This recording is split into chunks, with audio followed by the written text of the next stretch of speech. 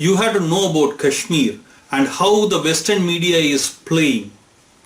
Okay, to discriminate against India, you have to know. For that, you have to know what is Kashmir and what is really happening in Kashmir. We will give you exactly that. Kashmir's history goes a long way. In fact, Kashmir is a land of Shiva, which derives its name from Rishi Kashyap. And Srinagar, Sri means Mahalakshmi, the goddess who sits next to Vishnu. Srinagar, that's what Srinagar means. Many centuries back, Adi Shankara went there. You have to remember, when Kashmir was considered as a land of education, everybody who was doing like bachelor's kind of education in Kashi, their goal was to go to Kashmir to get the higher education.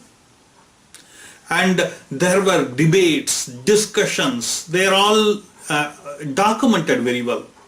In fact, Shankaracharya, Adi Shankara, when he went there as a Shankara, when he came back, his name became Shankaracharya.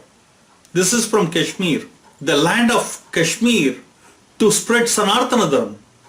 Sanatana Dharma is not a religion. It is a message of love and peace. How one should live together with the nature. In a way, you never contradict the nature, but you complement the nature. That is what the Sanatana Dharma is all about. And Shankaracharya was spreading that from there. And Ramanujacharya from Tamil Nadu, that is the southern corner of Bharat, went all the way to Kashmir. See, you have to understand, these gurus were big. They were the one who come out with the concepts of Dvaita, Vasishtadvaita and Advaita and all those big concepts, who derived a lot of science things, which nowadays many Western countries are patronizing and claiming themselves to be the finders of the things. When the Western world was not even existing, when the Western world was even thinking the world is flat, okay, Kashmir was a Kendra of education, Kendra of Sanatana Dharma, and Ramanujacharya went and met Saraswati Mata to get the Vedas from there. After debating and discussing, to come to Tamil Nadu and transfer it in the local Tamil language. So a long way back we are going. It was never a Muslim kingdom till it was forced its way into it like any other place. See, even today there is a huge population of Hindus.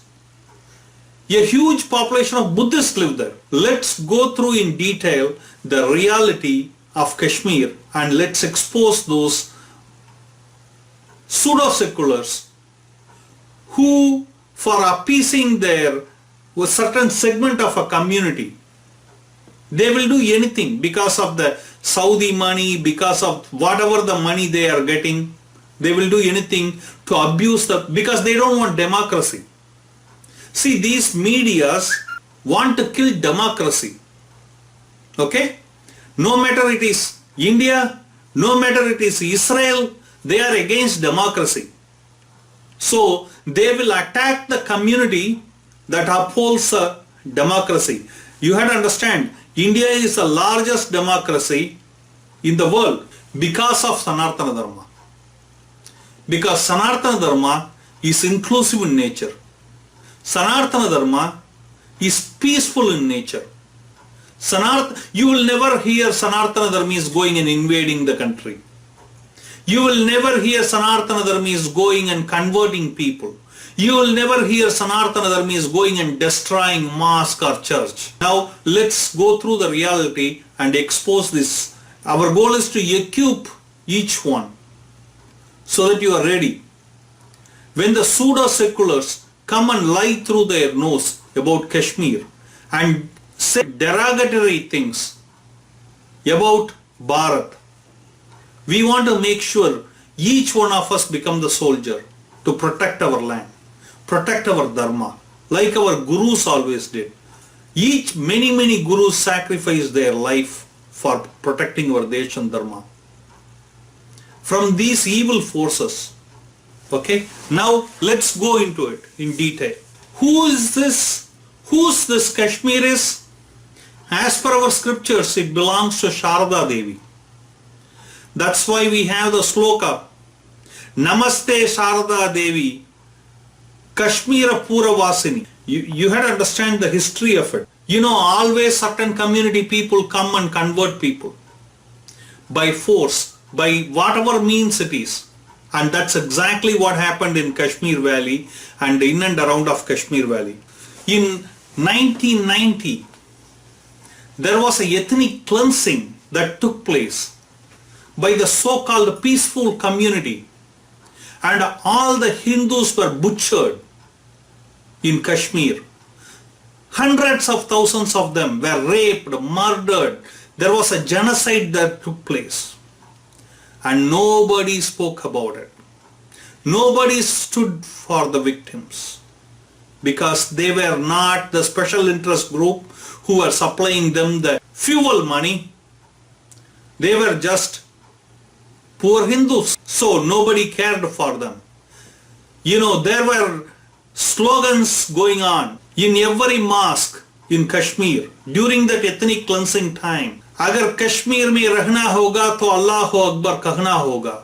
If you want to live in Kashmir, you have to say Allahu Akbar. They raped the woman, and also there were naras, the slogans coming from the so-called worship place to keep the women and kill the men. And all these things happened there. What is Article 370? Anti-national elements going and showing their goonism in every Indian embassy abroad. And this is especially from a country which officially sponsors terrorism. What is 370?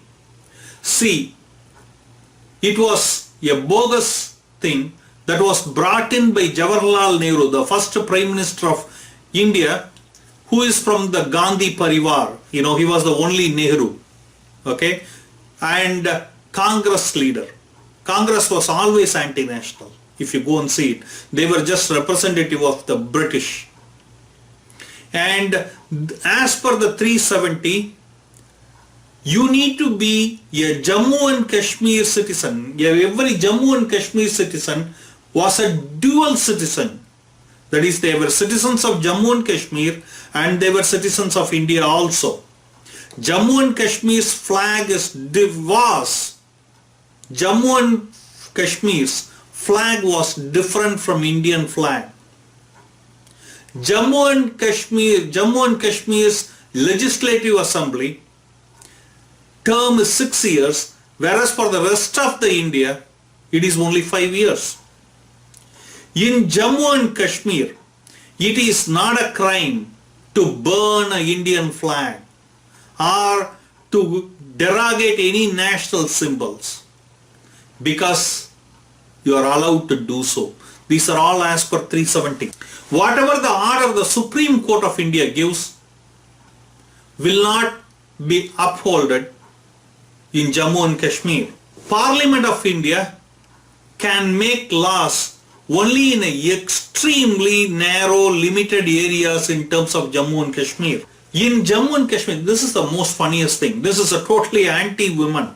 You know, all these secular liberals are shouting, but they will not say this to you. If a Jammu and Kashmir woman marries any man outside of Jammu and Kashmir, in any part of India, they will lose their Jammu and Kashmir's citizenship and also their properties. Whereas these all will be upheld if they marry a Pakistani guy. Okay? Now what was happening was, any terrorist from Pakistan can marry a girl in Jammu and Kashmir and can become the citizen of Jammu Kashmir. And once they become the citizen of Jammu and Kashmir, now because of the dual citizenship of nature, They can travel anywhere in India. So the terrorism was flourishing.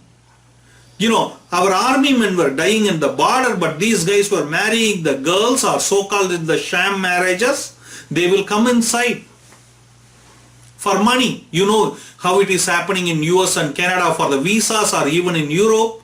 The same thing was happening in Jammu and Kashmir exclusively for terror export. No RTI will apply in Kashmir. RTE is not implemented. CAG does not apply. Indian laws do not apply. You know, and Sharia law is the topmost law there. Okay? These journalists who are talking about 370 has to go and enjoy the Sharia law for some time. Okay? And but they won't, because they will talk from their AC room. Minorities in Kashmir, after the genocide and everything, Hindu Sikhs do not get 16% reservation, which they are getting in, all the minorities get in other parts of India, just because of this Article 370. Indians on the other states cannot buy any land in Jammu and Kashmir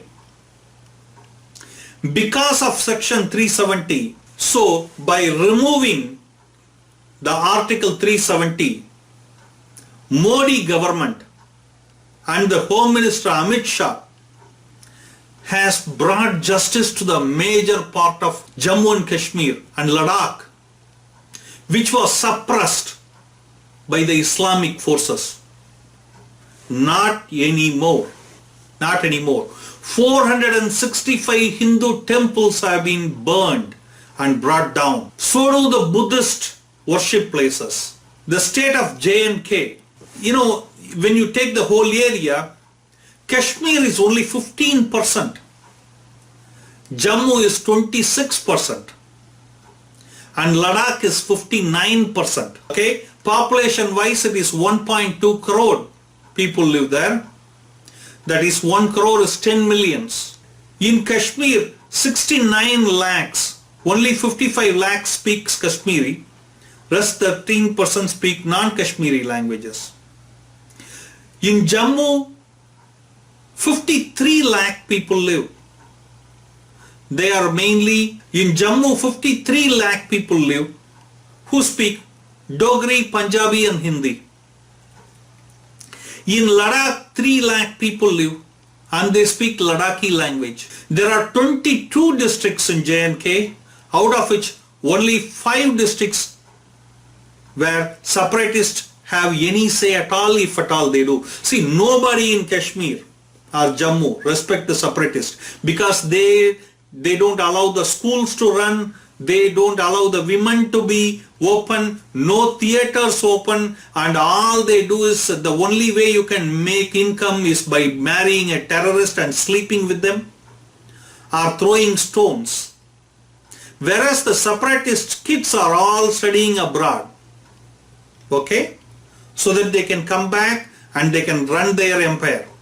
Not anymore, not anymore, not anymore. If at all these separatist leaders have any say, which seldom I believe they do, and the ground report says the same thing, only they have some kind of influence in 5 districts,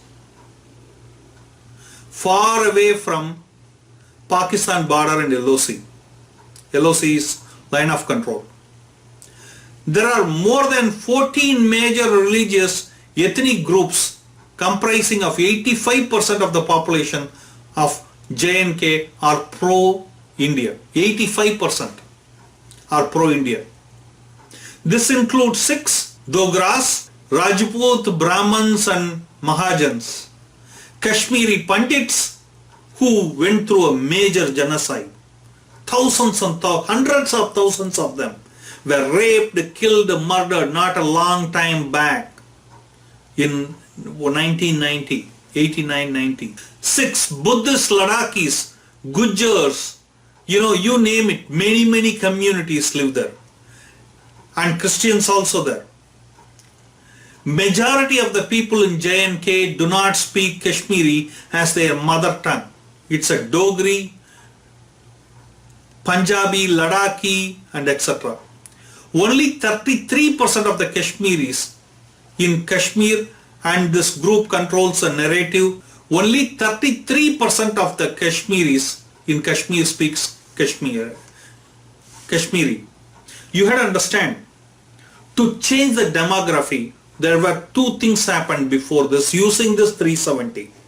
One was raping, murdering, converting and chasing out the Kashmiri Hindus with the support of the central government back then run by the Gandhi Congress. And then the Rohingyas from Myanmar were brought in there to settle down and they have been given citizenship. Once you got the citizenship in J&K, then you can travel anywhere in India. So the terrorism was very easily spread across the length and width of India, where the common people were suffering. Not these prostitutes like BBC who sit and write from the AC room without knowing where the Kashmir is and how big it is and what it is. They have no idea. As we told you before, more than 85% of the people support Bharat because they are Sanatana Dharmis. And core jihadi group is less than 15%, whereas the media wants to create an impression they are the one who are the takedars or caretakers of the Kashmir, whole Kashmir, which is not true. You had to understand, thousands and thousands of West Pakistan Hindu refugees who moved during the time of partition, that is 1947, who live in Kashmir till this 370 was discarded. Article 370 and 35A were discarded by Modi government. They were the second grade citizen. They cannot get a higher education. They cannot go to the job. They were suppressed by the Sharia law. Unbelievable. You know, when you go and talk there, or when you go and talk in Ladakh, where the Buddhists cannot, so far, they cannot practice their own religion.